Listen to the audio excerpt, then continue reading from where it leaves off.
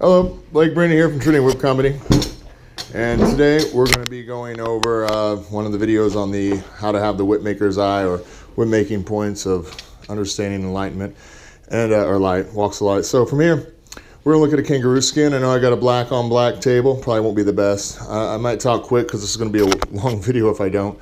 But with this is your average kangaroo skin. These little parts at the sides are its legs.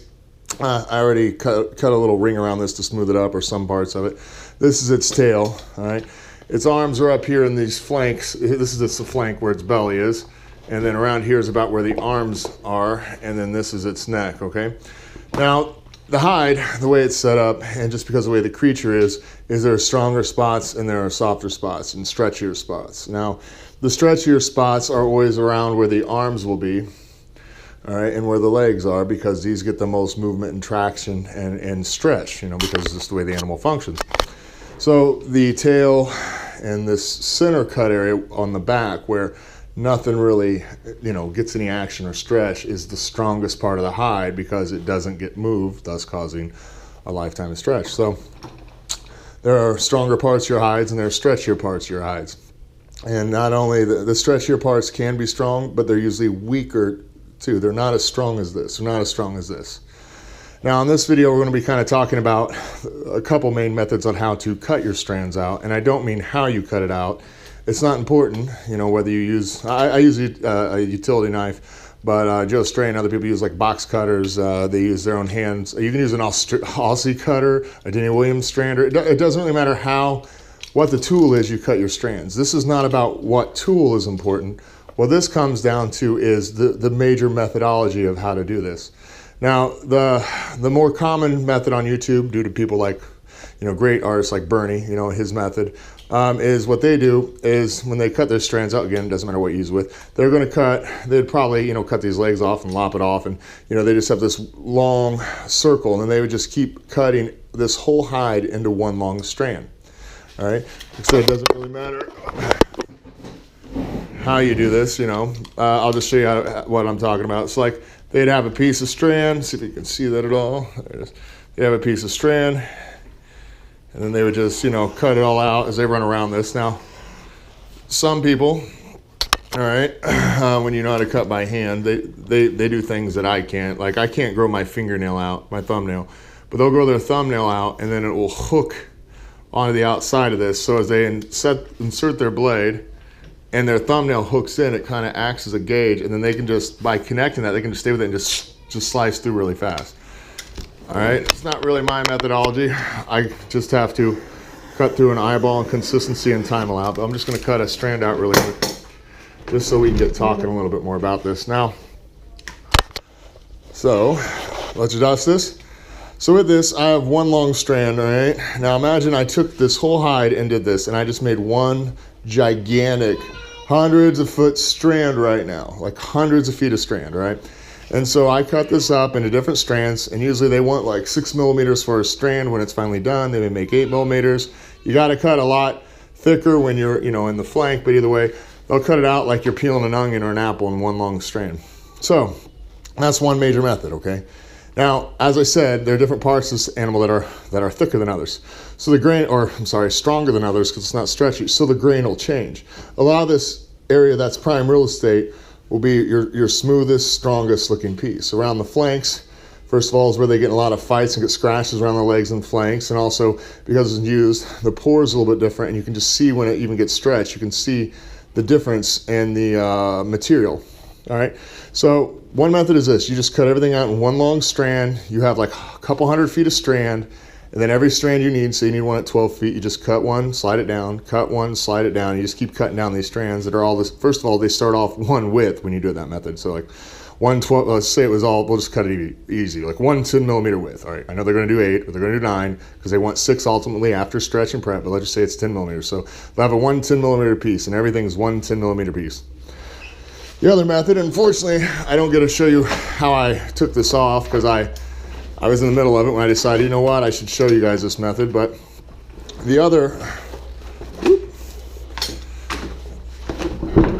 major, try to trim this a little so don't get the sun there. The other major methodology, ready? put that back the way it was, kind of. There we go. The other major methodology, utilizing the skin in the same way, legs, tail, neck, and arms, all right, is what's called a yoke. So I make sure every strand is connected, it starts its path on the same journey, at the same spot to start with. Now you're going to cut them all the way around, and then when you get here, hopefully you can see it here, they're all just going to stop before each other, all right? But they're all ready to go for another pass. To do this, when I first saw this, I couldn't understand how to keep cutting, because all I could see when I first was learning this was the yoke's right here. How can I keep cutting if it's all here? And like, just cut it off, man. So now that I cut it off, I round off what I've got, and now I can continue to take that first strand in here and cut it even longer. Now with this method, all right, the part that I think a lot of novices and amateurs don't really understand is that their argument is, or what they don't see is say they learn that, well, doing it this way keeps the grain structure. All right, I think all they really read off that is it's an aesthetic thing. Like, so the grains match up here and the grains match up here, and that's good. Now, eventually they won't match up so much. I mean, they will definitely when you get everything's in here, because it's going to all look the same being prime real estate. But the grains will all stay the same. But as time goes by, some of them, it'll be a little off, you know. But once you get about to the halfway point or plus where everything's still this prime real estate, they all kind of look the same. But, you know, they talk about, okay, so the grain lines up, it's okay, I guess it's prettier. That's the only argument for the yoke method versus a non-yoke method, or just cutting out like one big onion. But the thing that I don't think they really understand is that this is the strongest part of your hide. If I just cut, and this too, this and this. So if I just cut one big strand out, and I decide to do an onion, and then I just get this long strand, and I cut it 12 feet, because I need 12 feet for every strand, let's say. As I come around, the first strand doesn't matter where I start really with their method, but say I start here where it's strong, and then I come around, that 12-foot mark might end somewhere on the stretch. So the last foot or so of that strand, which will also be the end point, or the fall hitch that takes the most abuse, could be a little stretchy spot. But that's where I cut that one off, and that's where the second strand, third strand, 12th strand, doesn't really matter, because they just grab strands and cut and then arrange them, could start here, and again, it may now end here where it's a little stronger. Third strand around there, fourth, whatever. Either way, their grains don't line up because you can't, because you cut one big long circle and then just cut it 12. The yoke method will allow your grains to line up. Now, it's not just aesthetics. This is the strongest part of your hide. Let's pull this out real quick. I don't know if you can see this very well, but this has got to be probably the best bull whip I've ever had in my life in my hands. And I have had several hundred bull whips I've got in my hand. Just bull whips alone, I've had several hundred in my hands. This is a Joe strain. This is the one I had him made for me. It's a 24 plat, 10 foot. And this was entered in the 2014 Rocky Mountain Leather debut. And, you know, won first place, of course. Nice little reward for him, too. Like, I think it was a $500 reward, but or prize. But this is a 24 plat. You can get in here and see some of this. I don't know if you can see the amazing detail. This is like 3mm strands, you know, and that, give or take, might even be 2.75. I don't know. I mean, they're really small, 3mm. When you get to this end point, this is an extremely dinky end point. I believe it ends on a, 1, 2, 3, 4, looks like an 8-plat hitch, all right? And on this 8-plat hitch, I cannot explain just how small this is. My guess from looking at it, it might be 4mm. This is a really small point. And to have 8 strands that small, I mean, a hitch that small on an 8-strand, that's just amazing work. All right, but this is a small fall hitch, and this is strong as all get out. And the reason is, even though he used multiple colored hides, is because of the method he employed with this. All right. Now, here's why. The transition of the whip, where the nail spike ends, and the end point are definitely the most important parts of the whip, I would say, to an extent. I'm not negating taper and construction and braiding and all this. I'm just saying this needs to be strong, and that the end point needs to be stronger than anything else. So the beauty of a yoke method, all right? And again, I'm not talking construction method of a whip, how you build a whip, or I'm just talking about the yoke versus the onion. With the yoke, all right, this is by far, these strands are the strongest part, because this part, strongest part of the hide easily 18 inches here. This is a little over, this is about 2 feet right here. It's strong, the strong part, if not the strongest part of the kangaroo. And that easily covers the braid on the handle, so I can pull as tight and as strong as I want and make a solid transition. And when I come around for my multiple layers and come around to the end of the whip, the inside is where the last several feet of this whip is going to be also cut from, several, maybe last half of it, but the very last few inches of this whip will be here, which is the prime spot of the real estate, will be what finishes up this end point, because the method I use.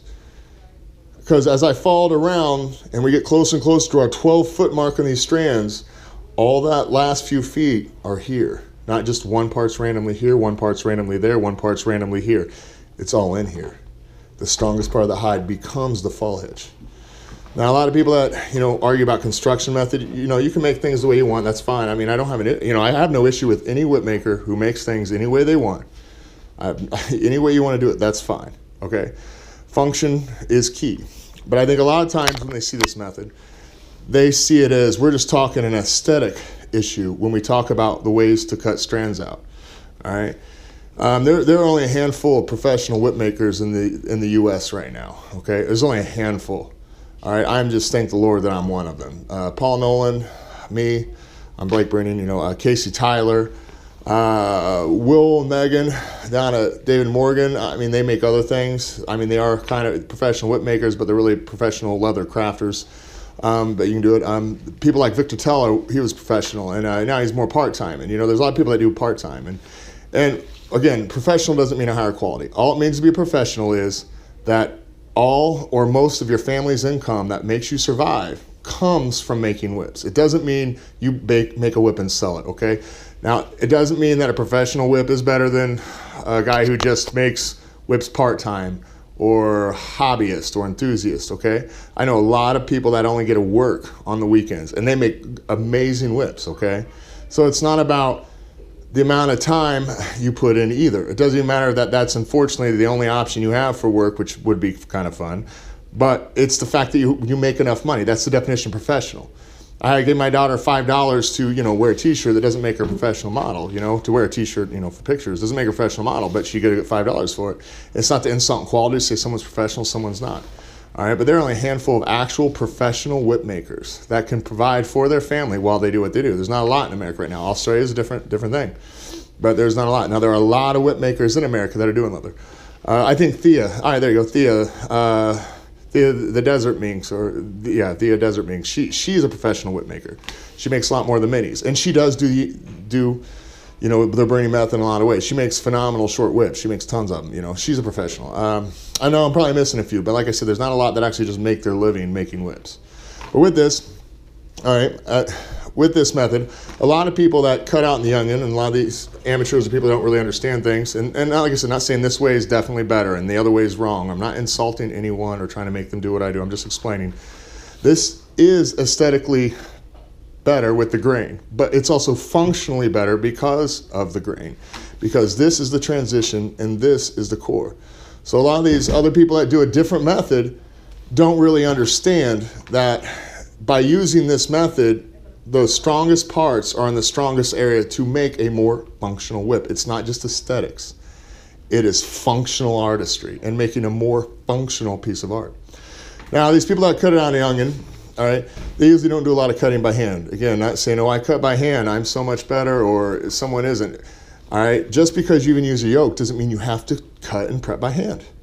Doesn't mean you have to cut this out by hand. I mean, you can use you can use, you know, stranders.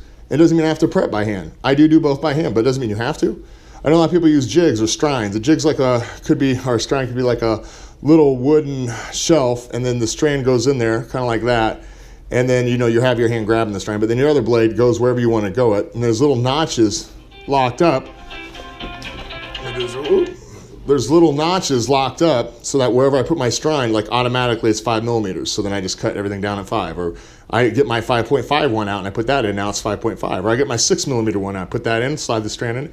You know, so, you know, having that happen, you can use jigs or strands. You know, you could probably try to use Bernie's Infernal Machine with this, where you would have to pop this in and then pull it through at 6 millimeters and find the spot where you want to make it, oh, well, it's got to be 5.5 now, and pull it through. I mean, you could use a yoke and still use these stranders and beveling machine. I mean, it'd be a little trickier, but yeah, you can do it. And as far as waste, if I cut everything out at 8 millimeters, then I don't really get to taper my strands, because when I cut everything out in one block, I need to make sure all of it's 8 millimeters or whatever it needs to be, so that when I'm stretched and prepped, that it's 6 millimeters, because I don't know where one strand ends and one begins. By using this method, when I know I'm at the right length, I can now taper as I cut around and finish the rest, and thus get more out of my hide. Plus, there's less waste. When I prep, if this was all 8 millimeters, by the time you get down to the end, you pretty much have an extra strand if you did it right, because you have to not only taper this, but everything's 8 millimeters. So this part of 8 needs to be 6, and this part needs to be 5. This part 8, eventually you get down to 3 millimeters. I mean, there's a fat strand that'd be left. I mean, you almost take twice as much hide to do the work. And aesthetically, it isn't as pretty, and it's not the aesthetics, it's the functionality. All right? Now again, however you want to cut and prep, that's great, okay? But I will say this, every whip, theoretically, a whip is a piece of art. It's a piece of functional art, which is kind of unique compared to a lot of the artist world. But every art you do, or everything you master in this life, is either it's one part science generally and one part art. I'm not worried about heart, passion, creativity, who you are as a human being, all of that plays in factors in your product. But it's a part science and it's part art. And usually all that human factor will say is the art side. I mean, you've got to have your math down and your figures down, and you've got to understand what you're doing and how to construct things well. I mean, there's a scientific part of it, and there's also an artistic part of it. And I think one reason why a lot of beginners and a lot of novices and, you know, people that are afraid to do this method right off the bat, what they're afraid to do this is because with this all being matched strands already, and I mean matched from the way it's cut out, I haven't prepped to match these yet. This is all matched. If I broke a strand, or if I prep and I destroy a strand, like, oh no, I made a mistake. You can't, with this method, just take a strand off and just put another one in. It's not going to match up. It's not going to match up in color and other things. It'll be obvious. So I think this method definitely calls you to have a higher level of mastery in the art field when it comes to the artistic side of this whip making, because each strand, I get one shot.